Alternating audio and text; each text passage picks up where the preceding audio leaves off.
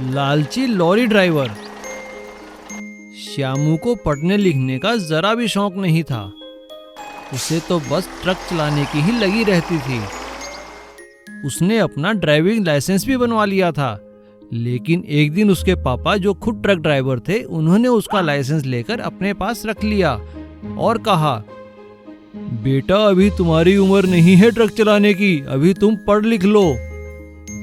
उस दिन के बाद से श्यामू का मन कहीं नहीं लग रहा था। एक दिन श्यामू के पापा का एक्सीडेंट हो गया। हे भगवान, ये क्या हो गया? अब मैं गाड़ी कैसे चलाऊंगा? अजी ये क्या हो गया आपको? भगवान का लाख लाख शुक्र है आपकी जान बच गई। अरे वो तो ठीक है, श्यामू कहाँ है? अरे वो बेचारा तो कमरे में दुपक कर बैठा है।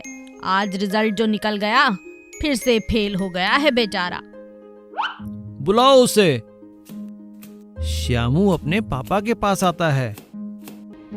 ये ले तेरा लाइसेंस, जब तक मैं ठीक नहीं होता ट्रक तू ही संभाल, लेकिन ध्यान रखना ट्रक संभाल कर चलाना।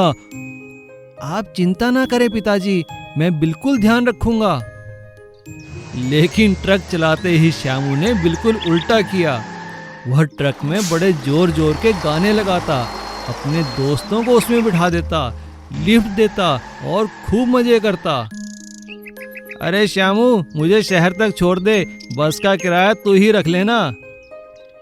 धीरे धीरे श्यामू को पॉकेट मनी बढ़ाने के लिए एक अच्छा उपाय सूझा। वह आते जाते रास्ते में बस का इंतजार कर रहे लोगों को अपने ट्रक में बिठा लेता और उनसे पैसे लेता। एक दिन वह अपने दोस्तों के साथ मस्ती करते हुए ट्रक में जा रहा था। थोड़ी दूर आगे जाने पर सामने से एक और ट्रक आ गया। उसने ट्रक को एक्सीडेंट से बचाने के लिए इधर उधर घुमाना शुरू कर दिया और ट्रक पेड़ से टकराकर पलट गया। ट्रक में बैठे उसके सभी दोस्त चिल्लाने लगे, बचाओ बचाओ, कोई है, बचाओ, हमें बचाओ। पुलिस और एम्बुलेंस वहां आ गई। पुलिस वालों ने सभी बच्चों को और श्यामू को बचा लिया, लेकिन तेज गाड़ी चलाने, पोल्यूशन, ओवरलोडिंग और सवारी बिठाने के जुर्म में उसे सजा मिली।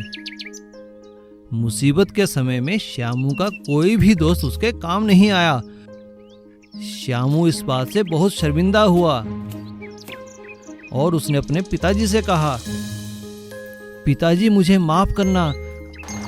सजा काटने के बाद श्यामू ने अपनी पढ़ाई भी पूरी की और ट्रक भी पूरे कायदे और कानून से चलाने लगा। हेलीकॉप्टर वाला। मदन लाल एक पायलट थे। उन्होंने अपनी सारी उम्र हर तरह के हेलीकॉप्टर और जहाज उड़ाए थे। वह अपने काम में काफी माहिर थे। आज तक उन्होंने कभी भी किसी उड़ान में कोई गलती नहीं की थी।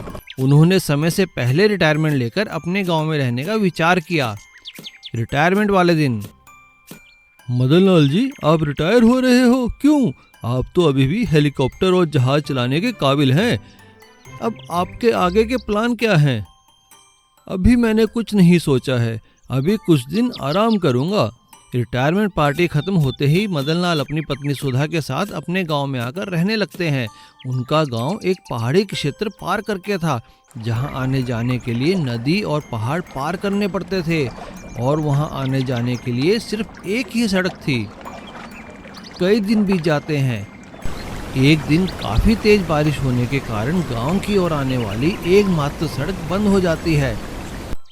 मदन लाल और उनकी पत्नी बारिश रुकने के बाद जब गांव से गुजर रहे होते हैं, तब गांव के अस्पताल के बाहर उन्हें शोर सुनाई देता है। क्या हुआ डॉक्टर साहब, इतने लोग इकट्ठा क्यों हैं? क्या बताऊं सर, हमें तो आदत ही हो गई है। जब भी बारिश होती है तो बीमारियां तो बढ़ जाती हैं, लेकिन सड़क बंद हो जाती है और इलाज के लिए किसी को भी हम यहाँ से शहर नहीं ले जा सकते। जैसे कि इस औरत को ही देख लीजिए, कितनी बीमार है ये। गांव का सरपंच कहता है, डॉक्टर साहब ठीक कह रहे हैं मदन लाल जी, हम सब भगवान के भरोसे ही हैं, पर भगवान भी क्या कर लेंगे, ऊपर से कोई चमत्कार तो नहीं कर सकते। मदन लाल यह सुनकर वहां से चले जाते हैं और अगले ही दिन गांव के कुछ मजदूरों को लेकर घर के पास वाले खेत में एक जगह को पक्का करना शुरू कर देते हैं। ये आप क्या कर रहे हो जी? मैं यहाँ हेलीपैड बना रहा हूँ सुधा।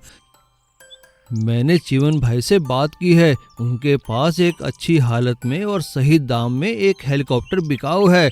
मैं उसे खरीद कर गाँव वालों की मदद करूँगा। हेलीपैड बनने के बाद मदन लाल शहर जाते हैं और चिमन भाई से हेलीकॉप्टर खरीद कर गाँव लेकर आते हैं। गाँव वाले हेलीकॉप्टर देखकर खुश हो जाते हैं। मदन लाल सबसे कहते हैं, सरपंच जी, डॉक्टर साहब, यह हेलीकॉप्टर सिर्फ मैंने अपने लिए नहीं लिया है, यह सब गांव वालों के लिए है। अब इस गांव में सड़क बंद होने पर किसी को कोई दिक्कत का सामना नहीं करने पड़ेगा। आपका बहुत बहुत धन्यवाद मदन लाल जी, काश हर गांव में आप जैसा एक आदमी हो। जी मदन लाल जी, आप जैसी सोच देखकर मैंने भी इसी गांव में रहकर सेवा करने का सोचा है। और अब मदन लाल को सब हेलीकॉप्टर वाला के नाम से जानने लगते हैं और उस गांव में खुशहाली आ जाती है। सीख, निस्वार्थ सेवा ही सच्ची सेवा है। Magical golden chair. राका एक जादूगर था। वह शहर शहर, नगर नगर, गांव गांव जाकर अपने जादू के करतब दिखाता था। लोग उसके हैरत अंगेज करतब देखकर बहुत खुश होते थे। अरे वाह राका, यह करतब तो तुम्हारे पिछले करतब से भी अधिक मजेदार है।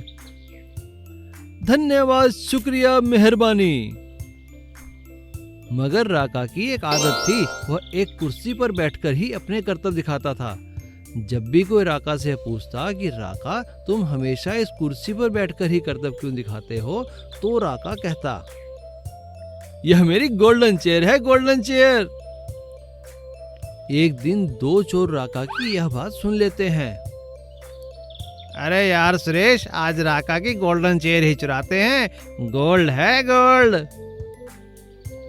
दोनों चोर रात को मौका पाकर राका की गोल्डन चेयर चुरा लेते हैं और अगले दिन बेचने के लिए एक सुनार के पास जाते हैं। अरे ये क्या कबाड़ उठा लाया है तुम दोनों? गोल्ड क्या, इसमें तो पीतल भी नहीं है, जाओ निकलो यहाँ से। दोनों चोर मायूस होकर एक कबाड़ी के यहाँ पहुँचते हैं। भाई ये कुर्सी बेचनी है, कितना दोगे इसका? अरे इस कुर्सी का मैं 500 ही दे सकता हूँ। दोनों चोर 500 रुपए लेकर वहाँ से चले जाते हैं। चोरों के जाने के बाद कबाड़ी उस कुर्सी को अपनी दुकान में बने एक छोटे से ऑफिस में रख देता है और उस पर बैठकर घूमने लगता है और कहता है, अरे वाह, इस कुर्सी पर बैठकर तो मजा ही आ गया, लेकिन मेरे छोटे से ऑफिस में यह कुर्सी अच्छी नहीं लग रही, काश मेरा भी बहुत बड़ा ऑफिस होता। कबाड़ी के ऐसा कहते ही देखते उसका छोटा सा ऑफिस एक आलीशान ऑफिस में बदल जाता है। यह देखकर कबाड़ी हैरान हो जाता है।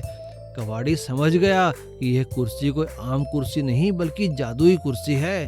अब कबाड़ी को कभी भी कुछ भी चाहिए होता तो वह कुर्सी पर बैठकर मांग लेता।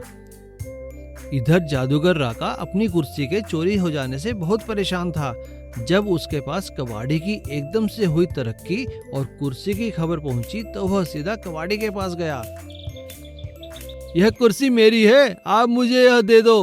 अरे कौन हो तुम कैसे कह सकते हो यह कुर्सी तुम्हारी है? यह तो मेरी खानदानी कुर्सी है, खानदानी, मैं तुम्हें नहीं दूंगा। तभी राका ने मन ही मन कुछ मंत्र पढ़ा और वह कुर्सी चलती हुई राका के पास आ गई। राका खुशी खुशी अपनी मैजिकल गोल्डन चेयर को लेकर वहां से जाने लगा और जाते जाते उसने कबाड़ी से कहा, यह कुर्सी हमेशा सच्चाई के पास रहती है, तुमने इसका गलत इस्तेमाल किया है, यह तो सिर्फ लोगों के मनोरंजन के लिए है। राका ने फिर से लोगों के मनोरंजन के लिए अपनी मैजिकल गोल्डन चेयर पर बैठकर खेल दिखाना शुरू कर दिया।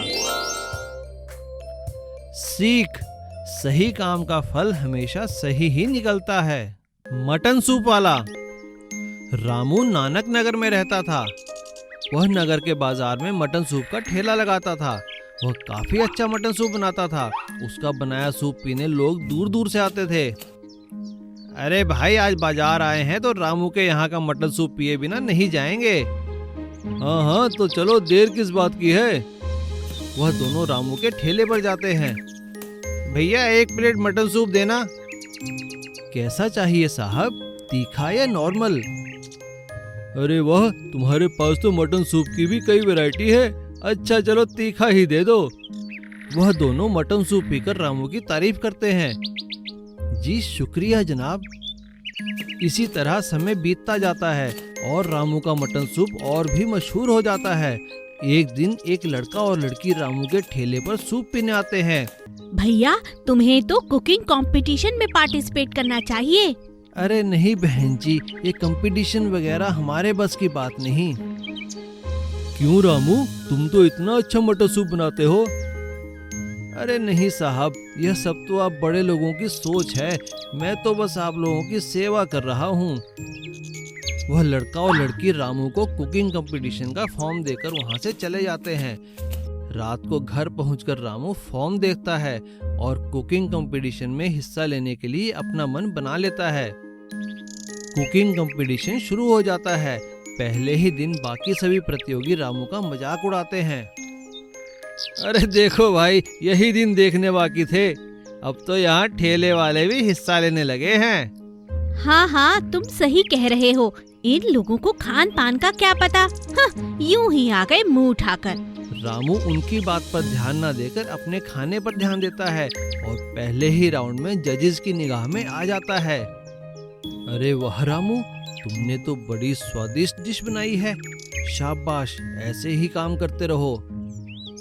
और प्रतियोगिता के हर राउंड में वह अच्छा खाना बनाकर वह खाना बनाने की प्रतियोगिता जीत जाता है। जज रामू को इनाम देते हुए कहते हैं, आज रामू ने यह साबित कर दिया कि हुनर किसी में भी हो सकता है। शाबाश रामू। जी शुक्रिया सर, मैं यहाँ पर किसी को गलत साबित करने नहीं आया था, मैं तो सिर्फ यहाँ पर अपना हुनर दिखाने आया था। रामू इनाम के पैसों से नगर के बाजार में एक दुकान खरीद लेता है और अपने मटन सूप के काम को और आगे बढ़ाता है। सीख, मेहनत और लगन से हम कुछ भी हासिल कर सकते हैं। Please subscribe.